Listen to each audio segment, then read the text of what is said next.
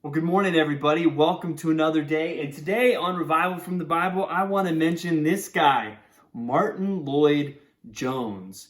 And if you've met my son, JJ, Jones Jordan Blakey, he is named after Martin Lloyd-Jones. For years, I was telling Holly, hey, let's name our next son Martin. We can call him Marty. And she was like, yeah, no.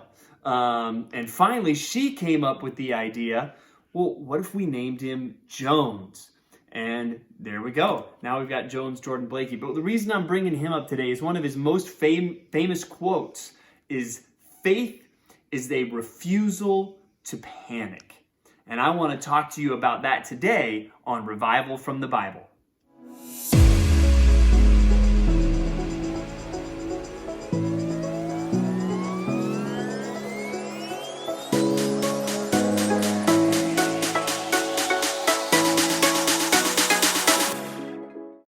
So faith is the refusal to panic. And today we're going to see some examples on both sides of that, especially in our Old Testament reading in 1 Samuel 13 and 14.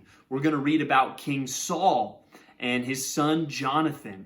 And in King Saul, we're going to see what panic looks like. That there's conflict with the Philistines. War is breaking out, and the Philistines have this bigger army. They have all the weapons. It's not looking good for the Israelites. And more than that, he's waited 7 days, and the prophet Samuel said, hey, I'm going to come. And guess what? The prophet Samuel hasn't come. And it says in verse 8 of 1 Samuel 13 that the people were scattering from King Saul. So what does he do? He panics. And he offers the sacrifice that he was supposed to wait for Samuel for. And I think that maybe gets us to a working definition of panic. But panic is when fear drives you to do something you shouldn't do.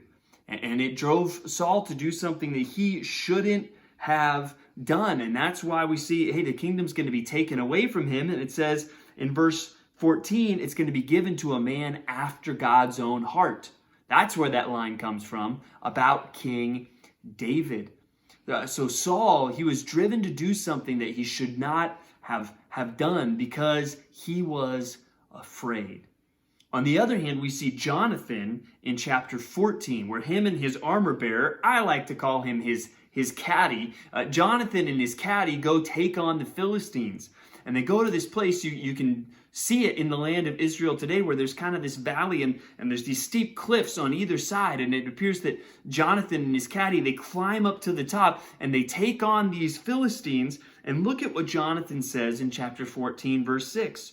He says to his caddy, come, let us go over to the garrison of these uncircumcised. It may be that the Lord will work for us, for nothing can hinder the Lord from saving by many or by few. Look at that attitude. Things are bleak, and he's saying, hey, let's go because God has got this.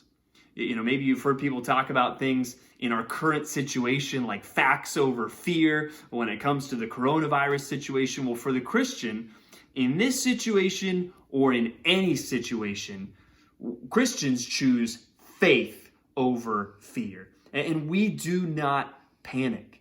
And it doesn't matter what we're afraid of, whether we're afraid of some virus taking away our health or our lives, whether we're afraid of the government, whether we're afraid of bad economic news, whatever it might be, we are not afraid and we will not panic because we will trust the Lord. So I want you to think today, what might panic look like in your own life? Maybe it's in the current situation. Maybe it's related to something else.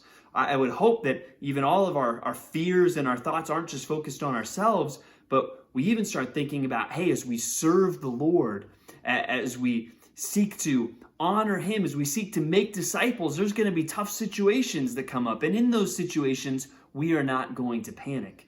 We're going to trust God, and we're going to keep on going and keep on doing the right thing. And so we want to see that from our Old Testament reading. And I think it even connects to something we see in the New Testament in 1 Corinthians chapter 6, where Paul gives them this warning, hey, Christians shouldn't be taking other Christians to court. And even here, people from the same church shouldn't be going to court against each other.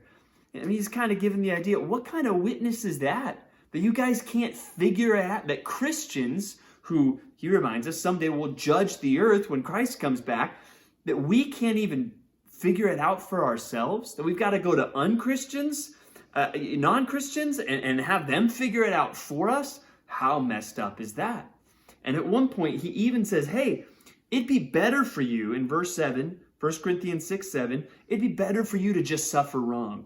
It'd be better for you to just be defrauded, to just let the other person get away with it, than to tarnish the witness of Christ. Now, what in the world could motivate you to do that? To say, man, I'm just going to eat this loss. I'm just going to move on even though I know I'm right. That takes a lot of faith.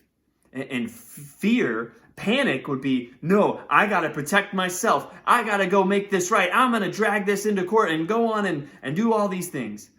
No, it's faith for Christians. So that's my encouragement to you today, that faith is a refusal to panic. That we will not panic no matter what this situation throws at us, no matter what other situations are going to come up in your life, and no matter what obstacles come to us as we seek to make disciples. But we will follow Christ, we will not panic, and we will continue to do what he says. So I hope that encourages you today as we get revival from the Bible. I hope you live a life full of faith and not fear today, and we'll see you again tomorrow. May the grace of our Lord Jesus Christ be with you all.